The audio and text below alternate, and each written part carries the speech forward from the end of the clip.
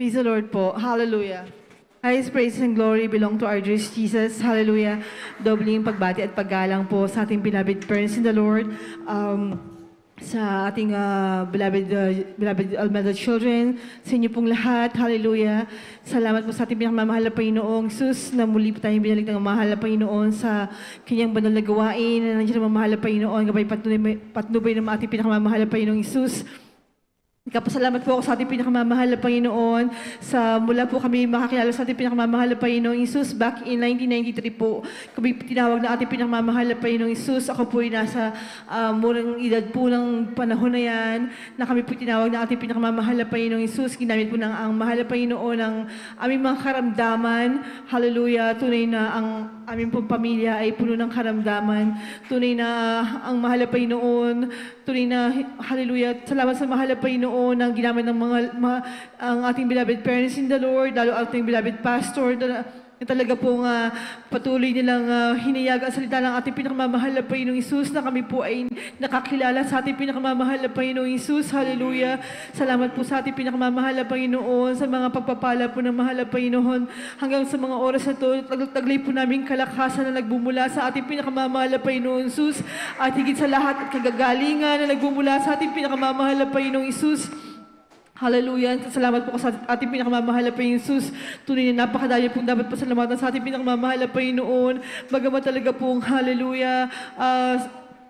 Salamat po sa mahal na Panginoon, sa mga pag-ingat po ng mahal na Panginoon, sa pag-drive po namin, sa araw-araw, na nandiyan po ang mahal na Panginoon na gumagabay patnubay, talaga pong ang aksidente po sa kalsada, talaga pong napakadami, talaga pong nandiyan ang mahal na Panginoon na nag-iingat, patnubay po sa bawat isa po sa atin, hallelujah.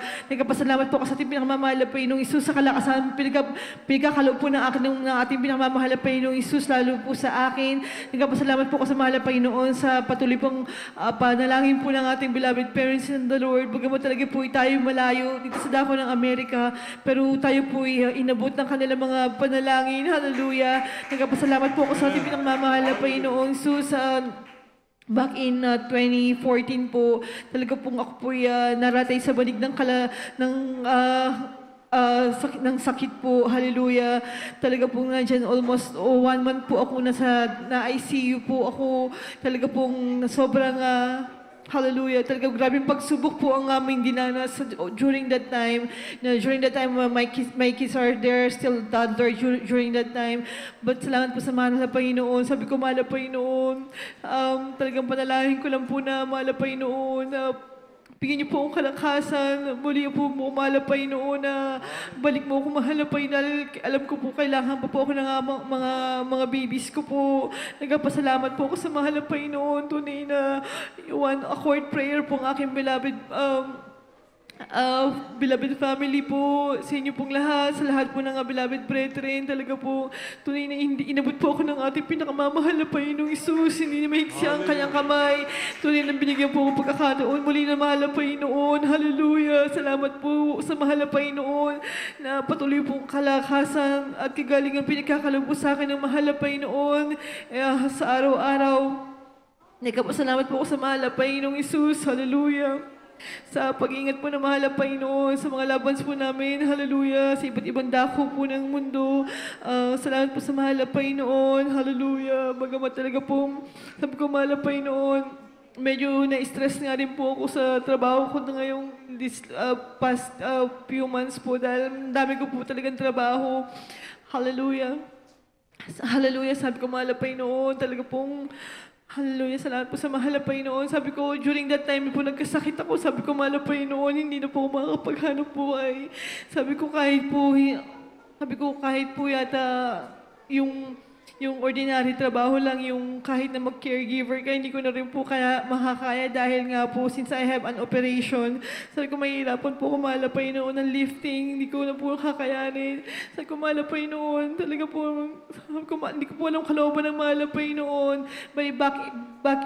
Back in Philippines po, I work po sa bangko po, ako nagtrabaho sa Bangko de Oro.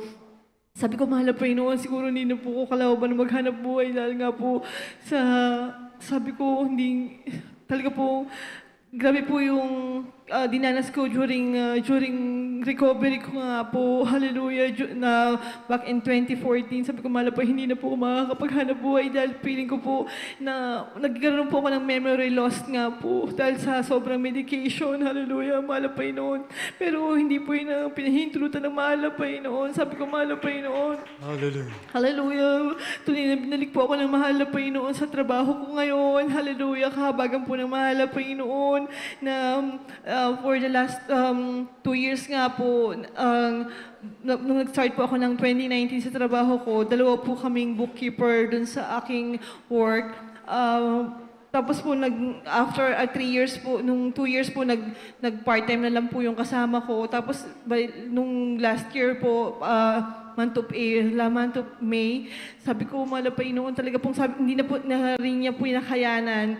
So, nag-quit na po siya. Sabi ko, mahal na Panginoon. So, since mula po nung last year up to the present po, ako lang pong, all by myself lang po yung trabaho. Sabi ko, although talaga po marami, yung load of work po, sabi ko medyo madami po talaga. Sabi ko, pero mahal na Panginoon po ang nagbibigay po ng karunungan sa akin. Hallelujah. Nagbibigay po ng kalakasan ng mahal na Panginoon. Sabi ko, mahal na Panginoon, grabing Hallelujah. Salamat po sa mahal na Panginoon. Bagamat talaga sabi ko, bagamat kasi mo po, dalawa po yung dalawa po yung may-ari ng company. Sabi ko, mahal na Panginoon, hinire pa po ako ng isa pong yung isang may-ari, hinire po niya ako as a part-time po. Sabi ko, mahal na Panginoon, paano ko po kaya magagawa yun? Hinire pa po niya ako, sabi niya, don't tell to sa isang owner po.